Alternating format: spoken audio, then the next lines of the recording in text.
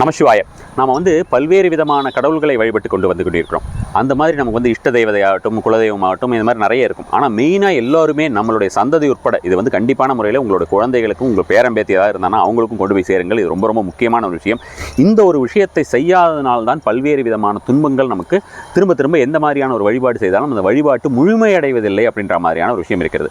அதாவது நம்ம வேத காலத்திலே வணங்கி வந்த தெய்வங்கள், வேத காலத்தில் என்ன மாதிரியான தெய்வங்களை வணங்கி வந்தார்கள் அப்படின்னு பார்த்தோம்னா, இயற்கை, அதாவது மெயினாக இந்த பஞ்சபூதங்களை வழிபட்டு வந்தார்கள். அந்த பஞ்சபூத வழிபாடு அப்படின்றத நம்ம சுத்தமாகவே நிறுத்திட்டோம். ஸோ அதனால் அந்த பஞ்சபூத வழிபாடு அப்படின்ற ஒரு விஷயத்தை தினசரி நம்ம ஒரு மந்திரமாகவாவது அந்த ஒரு பஞ்சபூத வழிபாட்டை செய்து வந்தால் நமக்கு அதிகப்படியான ஒரு பலன் கிடைக்கும். ரொம்ப சிம்பிள் தான். இந்த ஒரு விஷயத்தை நீங்கள் எழுதி வைத்துக்கிட்டால் கூட உங்களுக்கு ரொம்ப ரொம்ப ஈஸியாக பண்ணும். உங்களோட குழந்தைகளுக்கோ உங்களுடைய பேரன் பேத்திகளுக்கோ கண்டிப்பான முறையில் இந்த ஒரு விஷயத்தை கொண்டு போய் செலுத்துங்கள் அப்படின்றது தான் இந்த பதிவுடைய நோக்கம்.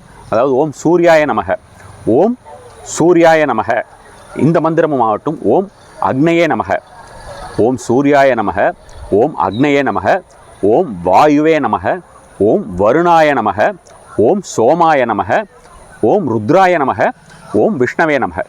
இந்த 7 மந்திரத்தையும் கண்டிப்பான முறையிலே நீங்கள் சொல்லி வருவது அப்படின்னும்போது பார்த்தீங்கன்னா ஆல்மோஸ்ட் எல்லா விதத்துலையுமே நமக்கு இந்திராய நமக, இந்த ஒரு விஷயத்தை விட்டேன்.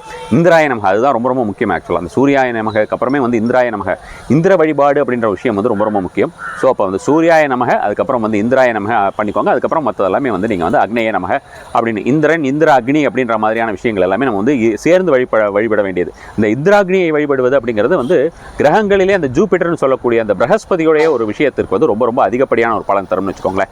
குருவை ஸ்ட்ராங் பண்ணும் அப்படின்ற மாதிரி அந்த இந்திராக்னியை வழிபடுறது, இந்திராக்னியே நமக அப்படின்ற மாதிரியான ஒரு மந்திரம் கூட நீங்கள் செப்பரேட்டாக சொல்லிக்கலாம். காலையில் எழுந்த உடனே இந்த ஒரு 8 விதமான மந்திரங்களை நம்ம ருத்ரனையும் விஷ்ணுவையும் சேர்த்திருக்கிறோம். பல்வேறு விதத்திலையும் நமக்கு ஒரு ப்ரொடெக்ஷன் அப்படின்ற மாதிரியான விஷயத்தில் ப்ரொடெக்ஷனும் இருக்கும். அதே நேரத்தில் நாம் இந்த பஞ்சபூத வழிபாடையும் கண்டிப்பான முறையிலே நம்ம செய்கிறோம் அப்படின்ற மாதிரியான விஷயம்.